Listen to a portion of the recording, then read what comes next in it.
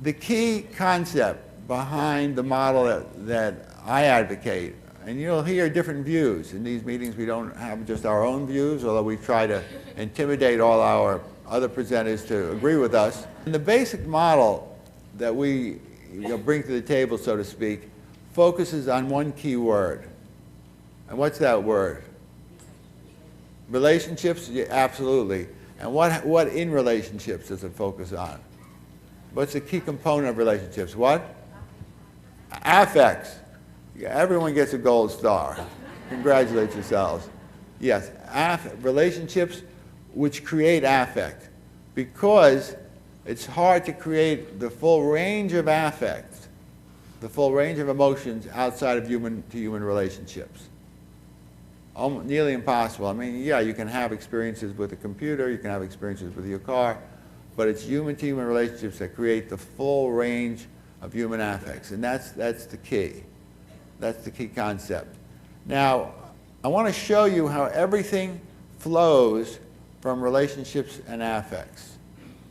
Early identification, preventive intervention, and later intervention programs, and even intervention programs for adults. First, let's think about the role of affects in the development of the central nervous system, the brain, and the mind. When a baby is born, a newborn baby, they have only a few basic capacities they bring into the world. I mean, they can look, listen, they can use their senses. They have some preliminary ability to perceive patterns, like make out mommy's face or daddy's face eventually, after a little bit of time. Discriminate different voice tones, discriminate different tastes, through the difference among other sensory sensations. But it's very preliminary. Most of the brain and most of the mind is developed postnatally. Now, this made sense in an evolutionary sense. Why? Because it allowed the human brain and the human mind to adapt to its environment. That's why the newborn babies are so helpless. And that's why most advanced species have postnatal development, more so than those species that come pre-wired. So some of our animal cousins are wired with some basic patterns at birth, and they look more competent at birth, but they're less adaptable. And those that are more helpless and require longer periods of nurturing develop bigger minds and bigger, more flexible brains and better adaptive patterns. So most of our functioning is in response to the environment. Now, everyone has been concerned, not everyone, but a lot of our philosophy and neuroscience colleagues have been concerned with how does consciousness develop? How do you develop awareness that you exist as a human being, as a person? How do you become conscious? Because that's an important part of eventually the ability to be reflective. To be able to say, gee, I'm an angry person, I'm a happy person, I'm angrier today than I should be, and to make judgments, right? You have to have consciousness first. So I was reading an article in the newspaper recently on all the neuroscience colleagues struggling with consciousness. They can't find an area of the brain that produces consciousness. They can't find a combined workings of the brain that together produce consciousness. So vague concepts like emergent property of the brain, but no one knows what that means, and they're not happy with it. And some of the neuroscience colleagues are saying, gee, we'll never solve this problem. This is an unsolvable problem, the problem of human consciousness. Well, here's the secret. And you all said it. You said it a few minutes ago. The secret is that consciousness is not a property of the brain. It is a property of what? What was the magic word? Huh? Relationships and the affects they produce. So consciousness emerges from social relationships and the affects that get produced in social relationships. So the baby has some basic physiologic capacities. They can touch, they can smell, they can hear, they can see, right? But how did this basic pattern, let's say, of arousal or sleepiness, become affectively alive experiences that become the kernel of consciousness and then develop. Well, when mommy responds to the baby's looking with different textures of voice, the baby starts turning arousal into pleasurable arousal or aversive arousal. If she yells at him, it's aversive. If she's sweet and nice and her voice tingles with delight, what is it? It's pleasurable, right? These textured interactions create more variation in the affects. The voice, the movement, all aspects of the baby's abilities. These transform physiologic processes through social relationships into affects, which is that first sense of aliveness. And then as you go through the developmental stages, our functional emotional developmental stages, and you engage more fully with that big social smile, you're experiencing a broader range of affects. And then as you begin interacting with affects at our stage 3, through purposeful two-way communication, back and forth, opening and closing circles, right? Then you begin experiencing the me, the first signs having impact on the you, and the sense of consciousness takes on a more defined and differentiated capacity. And as we then move up the ladder into what we call shared social problem solving, stage 4, you begin piecing together many back and forth affective interactions into a continuous flow. And that's why Rebecca in her program tries to always get the children into a continuous flow of affective exchanges, because that's a foundation for everything that's going to come. You can't have language, and you can't be part of the world, and you can't be conscious without a continuing interaction with the world. And if you just do it episodically, 5 circles and you shut down, you're out of touch. You're like static pictures as opposed to an ongoing TV or movie. So you've got to have that continuous flow of interaction with the world. That creates problem solving. That creates pattern recognition. That helps you integrate the little sense of self into a larger sense of self. Helps unite and integrate all the different affects you're having. And finally, by 18 months or so, you have a sense of me as a person before you can even speak very much. A pre-verbal sense of self. And we find that with children with autistic spectrum disorders, that sense of me as a sense of self, that pre-verbal sense of me through the continuous flow of back and forth affect is critical for the development of the kind of consciousness, the sense of self we're going to need for higher level thinking. And how well we get the continuous flow going determines whether language becomes creative and functional or rote and memory-based and repetitive. And predicts, we feel, whether we're going to get to the point where a child has empathy and true humor and eventually is a thinker as opposed to just a memorizer. And then we go to the 5th stage where the child begins using ideas, because this continuous flow of affects allow the child to separate, in our theory, perception from action, and use images as isolated entities, and these images then get invested with affects and experiences and develop meanings, and we have true symbols. And once we have true symbols, through pretend play and through verbal dialogues, the child learns to connect symbols together and answer their W questions and answer why questions. Why are you happy? Why are you sad? Why do you want to go outside? And then we're off and cooking.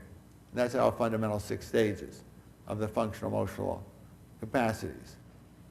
All starting with relationships and affects, right? All getting to higher levels of consciousness. And then we go through multicausal thinking, what we call gray area thinking, and then finally reflective thinking, where you can say things like, gee, I'm angrier than I should be. I agree with Mark Twain, but not Tolstoy, because Mark Twain was more similar to myself in his upbringing, etc. So that's not the first 9 levels of our functional emotional capacities. All starting with the key of affects. Now, in early identification work and preventive intervention work, we've got to get that affect cooking. What we think happens with children with autism and the full range of autistic spectrum disorders is that biologically, for a variety of reasons, some of it genetic, some of it probably prenatal experiences, etc. The connection between affect and motor planning, the ability to plan actions, as well as the other sensory experiences, is not fully developed, doesn't come in easily, doesn't respond to experience that easily, as with other children. So there's a glitch in the system. But it's not fully blocked. The main pathway seems blocked, but side roads still seem open. And so by getting heightened states of affect, cooking early in life that are pleasurable, we can develop these side pathways. And maybe in some children even open the main highway. And that's what we've been finding with many of the children. Some of it has to do with different neurologic patterns. Some children were more successful with than others, and we're always working on new ways to be more successful with more children. So you'll be hearing in our follow-up study of the subgroup of children, over 50% in our original sample, but I don't know what it is in the natural population, who we were really able to get it cooking, get the side roads or the main roads open through affect-based learning. But for affect-based learning to occur, we need our full DIR model and a full comprehensive program. And so I want to show you the first slide, which shows you the model, just for those who are not familiar with it. By the way, let me ask you all this. How many have been here before and are familiar with the model? How many are here for the first time and are not familiar with the model? Okay, well, great. So for those who are not familiar, there'll be a quick run through. I recommend reading Engaging Autism and the Child with Special Needs, and also for the theory of affect, a book I wrote with Stuart Chanka called The First Idea, How Symbols, Language, and Intelligence Evolved from Our Primate Ancestors to Modern Humans. So those would be the priority reading. And we have a new book, by the way, just to mention, on children with mood disorders.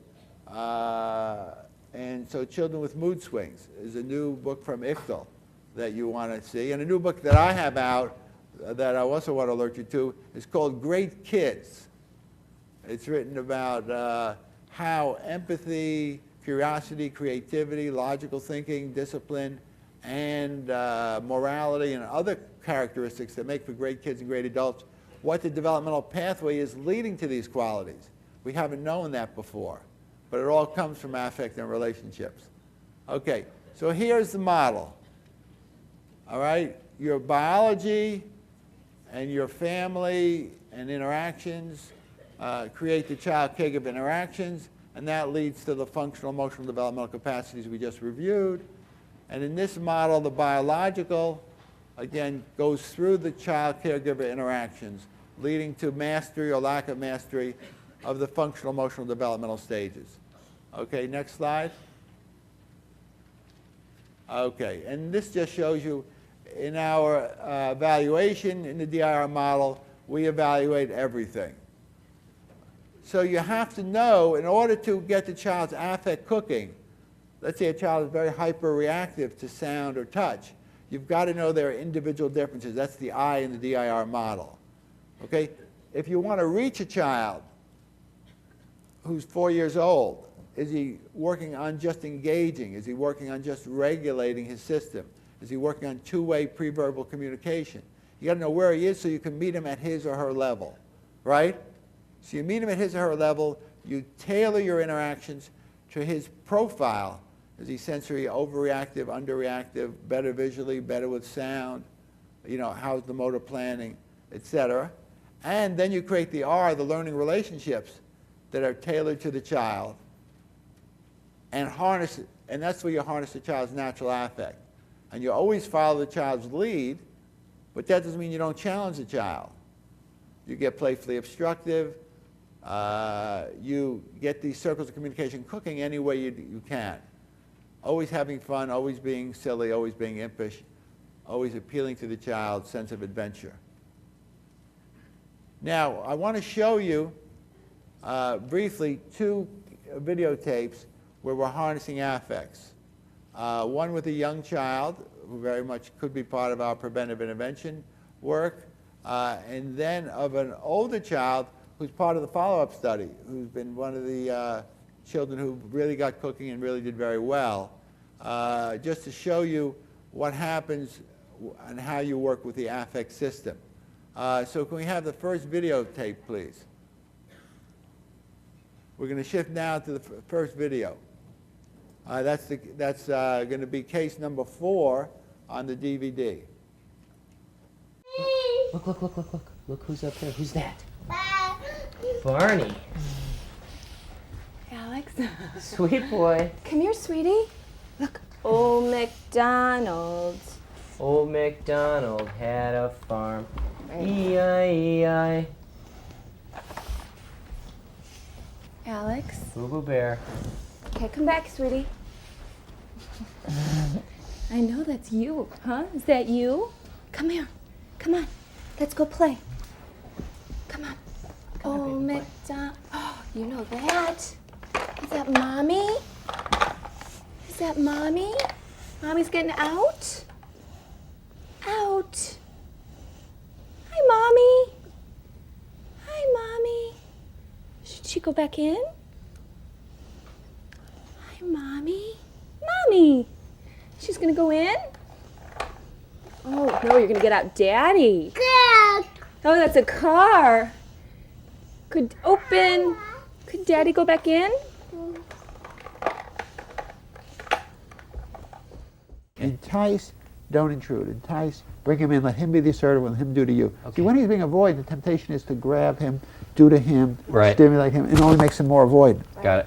When you entice, you put the fish in your mouth, you flirt with the dolly. Oh, then he comes over to you, and he comes into you, and then let him take that extra step into you. The key thing for him now is pulling him in where he's in charge of his body, where he's in control, and we're constantly enticing and wooing him in. Got it. So that he becomes more comfortable with controlling the warmth and the intimacy. This is all about engaging, it's all about intimacy, it's all about him feeling comfortable with intimacy. Okay. And he has to feel in charge of that. So we entice, we woo, he wants to move away, he moves away, we entice him back, but we let him be in charge of the body. Right. He wants to kick the dolly away. Oh, bad dolly, you're kicking the dolly away. Right. Okay, he wants to feed Daddy, that's great. Okay. So we're enticing. We will sometimes take his little thing in his mouth and put it in our mouth to entice him, because then he'll come to us. Right. E. Okay? Hey. E. That's it, a little ee game. That's it, making sounds at each other. Keep that up, Daddy, that's wonderful. That's beautiful. Yeah, take it out. Well, you say mine, he's got to say mine. You got to say mine. I want a kiss and I'll give it to you. Have a kiss? Give me a kiss and I'll give it to you. Give me a kiss and I'll give it to you. Have a kiss? Okay. Yeah, Wait, no, boy. don't Have hold him, another don't kiss? hold him, don't hold him, don't hold him. Have another kiss. More. More kiss. Thank you. More kissy. Oh, that was a juicy one. More kissy. That was a juicy one. Can I have another one? That's Can great. I have another cookie? That's great. Oh, Can Daddy have a cookie? oh, again. Thank you, sweetie. What else is in there? Another one. Can Daddy have one? Ooh.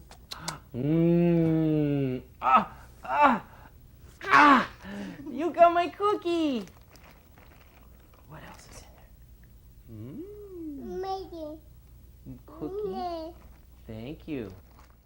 Oh, that's a good kick. What a good kicker you are. boy. You kicked me. Ooh, now I need a kiss to make me feel better. I'm so sad. Can I have a kiss? Can I have a kiss? Can I have a kiss? Can I have a kiss? Can I have a kiss? Yeah. Oh, I saw a kiss. I saw a kiss. I saw a kiss coming. Can I have a kiss? Can I have a kiss? Oh, that was a nice one. That was a hug. boy. That was a good one. All done. Yuck. All done. Do you want it back? He's going to have to guess which hand it's in. He has to guess which hand it's in. Which hand? is it? Which hand is it in? Oh, which hand is it in? Which hand is it in? Which hand? Say mine. You got it. Oh. This demonstrates how we want to work. The importance of getting that, following the child's natural interest, pulling him, enticing him, but you challenge also. You don't just follow the lead. that's your opening to challenge the child into that interaction and get more circles of communication cooking, and then getting words cooking. So when the child begins to use words, they're using it meaningfully to get the cookie, to give you a kiss, to give you a hug.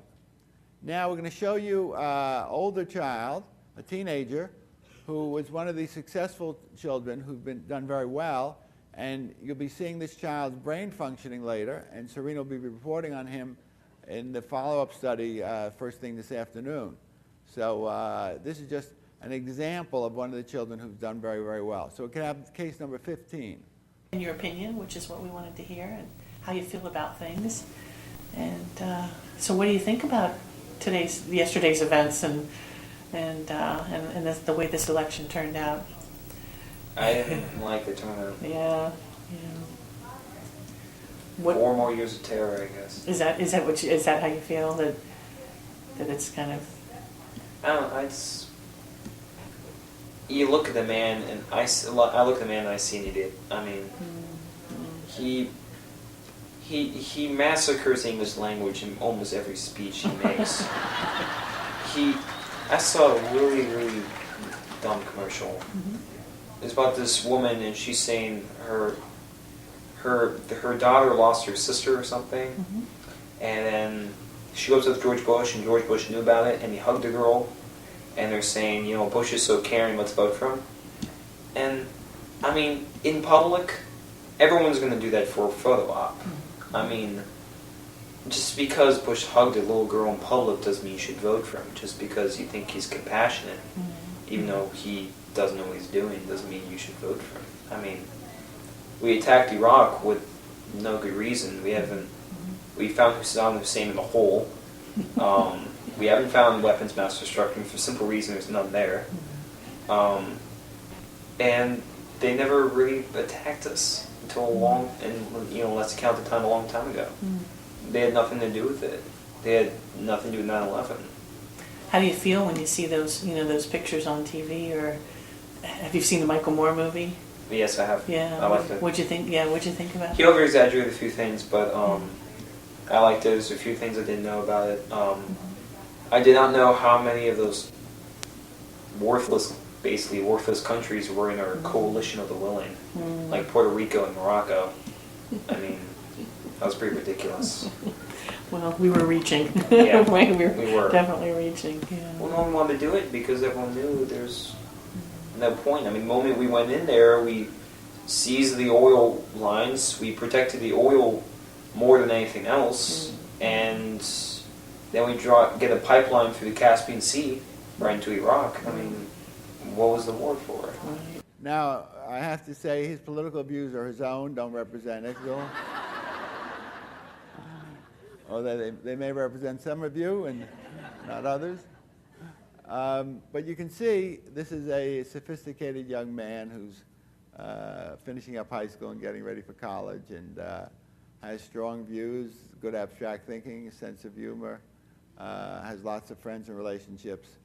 And many of the kids, almost all of them, interestingly, and that Serena will be reporting on later, and Jim Stevens will be showing you the brains of, are very strong on empathy and warmth and social relating and humor and qualities that you would think would be hard to develop in children once diagnosed with ASD. So we're excited, and we want to obviously try to help all children achieve this, but neurologically, we're probably dealing with many different patterns. Some where it's easier to open the side roads or get the main highways cooking and get that affect connection cooked up, and others where there are more severe blockages, or where the other parts of the mind, auditory processing and language or visual spatial processing or motor planning, is more severely affected. So even when we get the affect hooked up, because many of the children who don't have as high level of language, have some language, they become very warm and loving. But we can't quite get the language to that level of abstraction. And that may be because of the language processing areas have biological challenges in addition to the core challenge of what we call the affect connection, or the affect diathesis hypothesis of autistic spectrum disorders. So we would encourage our neuroscience colleagues to look for those connections between affect and the other parts of the central nervous system.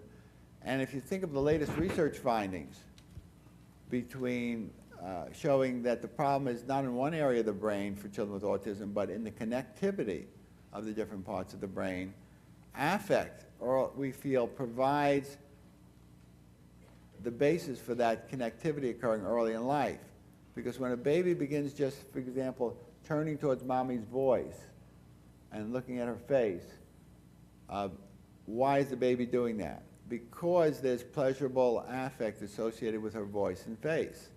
So he turns to look, right? But in turning to look, he's looking, he's listening, and he's turning. Motor planning, vision, hearing, and all coordinated by pleasure, right? As the baby uses the different parts of the central nervous system and the mind together, and later on to do pretend play and to think, to perceive complex visual patterns, as each of these become invested with affect, you're using many together, it's the affect that gets you to use many of them together. And we feel that creates the connectivity. So where that's not present, we feel the lack of connectivity may be a downstream effect of this primary problem with the affect connection, not necessarily something that's pre-programmed genetically. Because in the children who do well, they have very good interconnectivity. And in fact, this leads to our philosophy and our approach to early identification and preventive intervention. I'm now going to report on 2 ways we're approaching early identification of children with ASD and other problems. And let's turn to, in terms of PowerPoints, the social emotional growth chart, which is number 3.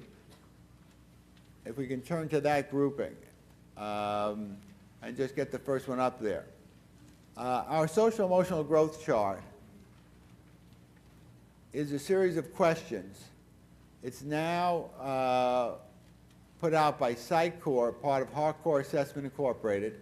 It's been field tested on a huge number of children in a naturalistic population across the country.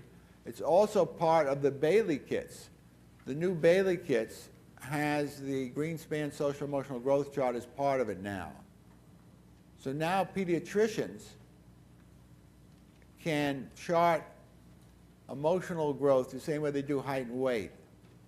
And it's a 10-minute questionnaire that parents answer, and the questions simply have to do about these early milestones, the functional emotional capacities of regulating, engaging, two-way exchange of emotions, shared social problem solving, using ideas and connecting ideas together. It's that basic, and it's very straightforward. And so it's next slide. As I mentioned, easy to administer, quick to take. We call it the SEGC. Next slide. This just shows you the areas we ask questions about, which I've already reviewed with you. Next slide. And here's what you see. The 45-degree line is healthy development. Some kids make quicker progress. Some kids slower, but keep cooking. And with children with autistic spectrum disorders, you see that they start off and then they get further and further away from the 45-degree norm line unless we preventively intervene. Next slide. With regression, the slide away from the healthy developmental pattern occurs a little bit later.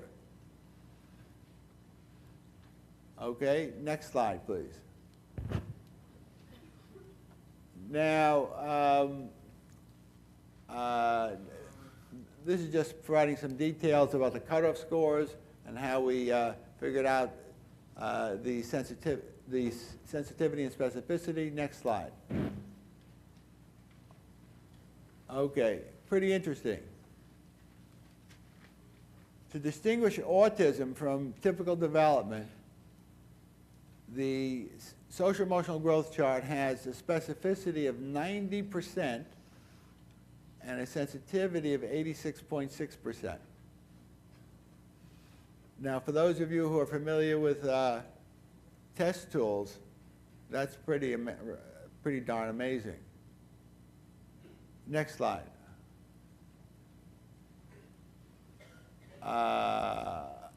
Here's how it compares with other instruments. You got the 8i, the ADOS, which are the standard ones used clinically to diagnose autism, ages and stages, chat, etc. So you can see that this short questionnaire on the functional emotional milestones, normed on a big population base, now part of the Bailey kit, and also obtainable as a separate instrument and as a tool. So it's marketed by Psychor both ways. Is a very good and quick way of screening early on in life, and is very easy for parents to fill out, and should be part of, we believe, all early childhood and education and pediatric practice. And parents could use it themselves, actually. In our book, Building Healthy Minds, we describe typical development and these milestones, and so parents are often on the firing line. They can make these determinations quicker than anyone else. So that's one way we have. Parent-based way, which actually I like, because I think parents have the knowledge, and they should be in the driver's seat. Then we're also doing a study of videotapes of children who were diagnosed with autism or autistic spectrum disorders later on, age 3 or 4 or 2.5, and we have videotapes from when they were babies. And our approach was guided by our model. So we were looking for a couple things. We were looking for, one, the ability to do multiple things together, because that would show connectivity was developing or not developing. So we hypothesized that children with at risk for autism would maybe be able to do one or two things, but not a bunch of stuff together early in life. And two, we were looking for social interaction, opening, closing circles of communication, social initiative, and obviously other signs of early affect getting cooking, like smiling, etc. Okay? Now, we're still not completed with this study, but we have some preliminary data to share with you. And Rebecca Landa will be sharing with you shortly, I think, more data from her studies, which have taken, related but have their own orientation. Every serious investigator has their own orientation to these things. Next slide. Next slide. Okay, next slide. Okay. Next slide. Okay, here you see that purposeful interaction, the purple is the children with ASD, and the red or maroon are the typically developing children. So here you see differences in purposeful interaction when they got started. The children who were developing typically got started much earlier, before 10 months. The children with ASD started having their first purposeful interactions much later. The first social smile was different. And reduplicated babbling and complex babbling, you can see it quite different in terms of ages at which they got started. So some of these basics, which are driven by affect, come in much later with children with ASD. We see them much, much earlier.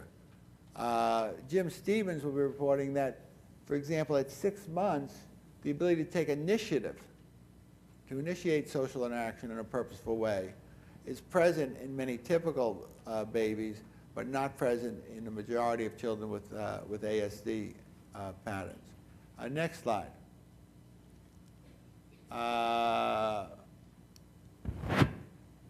This just summarizes what I just told you. About 70% of the children with typically developing showed their first purposeful interaction before 10 months. At the same time, 70% of the ASD, children with ASD, showed their first interaction much later. Social smiles, etc. Next slide. Here's where we look for the complexity. Eye contact alone, eye contact plus vocalization, plus leg movement, vocalization, and movement. So we're seeing that the baby's ability to develop this connectivity we're talking about, mediated through affect. Next slide. Here, look at the difference in the last column between the purples and the reds. When we look for when we look at each one alone, we don't get huge differences. But when we look for the ability to do all three, and this is by early in life, this is before 5 months of age. This is often in the first 3 months we can observe this. The baby's ability to move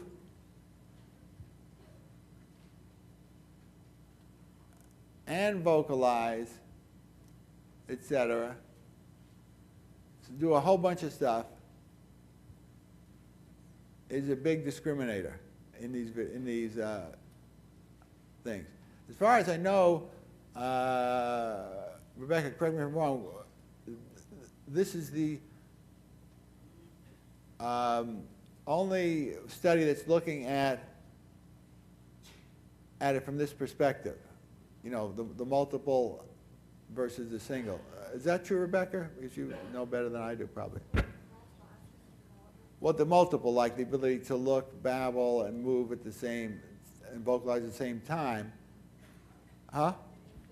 Yeah, let's say in kids under 4 months. Is anyone else doing that?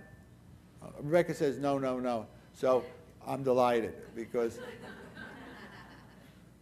I don't specialize as much as Rebecca does in the early identification area, because we're trying to work on so many fronts at once. So thank you for confirming that. That was my impression. But that comes again from the theory, right? The theory that affect promotes connectivity. So we see differences when we look at affect-mediated things like purposeful interaction and circles of communication, and we see differences, obviously, with the first smiles, etc. But we see differences, and this is a more sophisticated lens, with the coordination of your nervous system versus the single. So I encourage our colleagues to maybe build on this pilot study.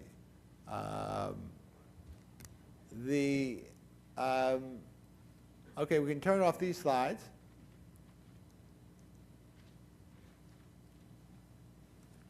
Now, next we're going to go to the, and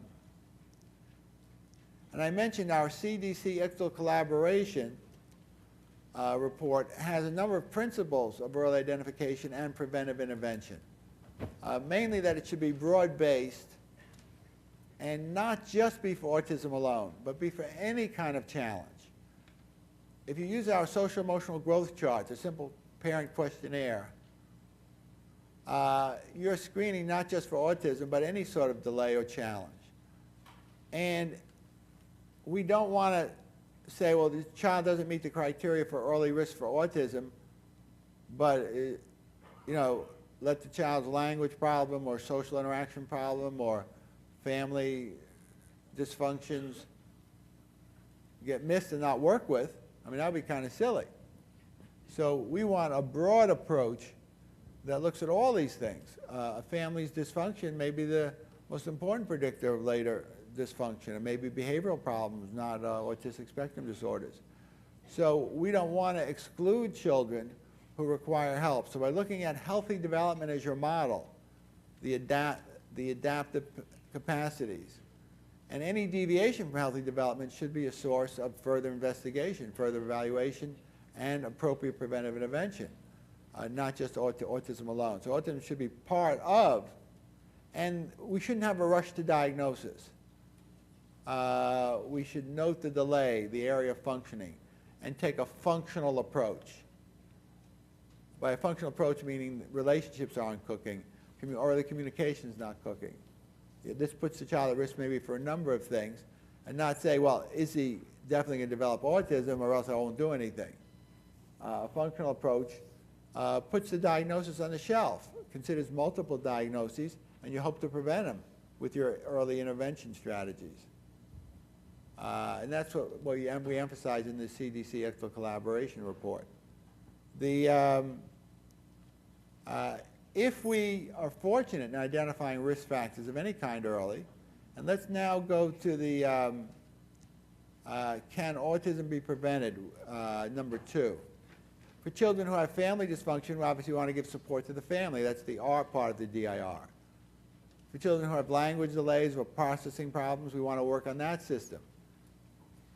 But the key to early preventive intervention, the absolute key, which I will bang on the table even with my bad disc, is you must not and cannot ever focus on single behaviors. Because if you do, with a 6-month-old or 8-month-old or 18-month-old, you may be digging the hole deeper. You've got to promote healthy overall development. And then emphasize what needs to be overcome, such as, getting that affect, getting that interaction, cooking. Because if you do more of a good thing, you can't go wrong. But if you over-focus on a symptom and ignore the foundations of healthy functioning, you may iatrogenically, that means medically, be producing a problem and making it worse rather than better. And I say this with great discomfort because I've seen kids who at 18 and 20 months could have really gotten cooking and became more problematic, more rigid, more memory-based, more echolalic, because single behaviors were focused on and we lost the relationship building potential of that child. And we lost the family, we didn't do the family support that was needed. So approaches that are too over-focused, I worry about them being implemented early in life. I worry about them being implemented later in life too, but early in life it's especially problematic. Next slide. Here you see, just for the children with a risk for autistic spectrum disorders, the early signs like lack of sustained attention, and the associated symptoms of aimlessness or self-stimulatory, and what we want to encourage. Same thing with engagement. Next slide. And each of these, what we want to encourage. And I'm not going to go through them, read each one to you. You have them in your handouts. But we want to encourage basically healthy development, the functional emotional capacities that I talked about before. And the early sign of ASD is the lack of that, and the symptoms are clearly related to that, as you'll see in your third-hand column, as you can read. Next slide. Same thing when we get to using ideas. Do you create new ideas? The early sign is scripts or memory-based use of words, echolalia, other forms of repetition, and we want to obviously encourage creative use of ideas, meaningful affect-based use. So we get stuck behind the door and the child says, move, move.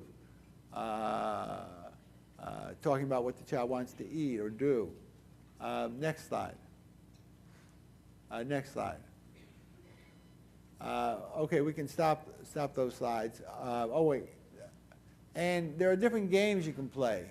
Like the smiling game, the babble game, and these are described nicely in Building Healthy Minds and in Engaging Autism, to promote healthy affective development in infants and young children. So the key is building healthy foundations by following a child's lead, tailoring to their individual profile, even in a 4-month-old or 6-month-old, and getting that functional emotional developmental capacity cooking. And there's a million different ways of doing it. There's no one right way or wrong way. But there are some games that are tried and true. You know, peekaboo works well. Little imitative games work well. The main thing is the continuous flow. Don't just do it for 2 minutes. Do it for, you know, as long as the child can stay with you, and then go relax with the child, and then bring them back and get it cooking again, whether it's a 4-year-old or a 4-month-old. You gotta get it cooking. And you know when you get it cooking, because you got the gleam in the eye. And interestingly, in the children, whether it's a baby or a 4-year-old, the gleam in the eye and the relating comes first before language and before cognition. It's easier to get cooking. So we have loving children who are not yet verbal, but they're warm and loving and happy little guys or happy little gals. And some of the children who had the most severe neurologic challenges, who are now 10 and 12 years old, and the parents have hung in there, we're seeing them use words and phrases and, most importantly, be happy. Enjoy what they're doing. One little girl who ice skates just thoroughly enjoys herself. And they don't have a lot of the sequelae. They're not hurting themselves. They're not having the sleep problems. They're not having the behavior problems, the impulse control problems. They're not hitting. They're happy campers, even though their language maybe, we haven't solved that riddle yet. So that's the approach.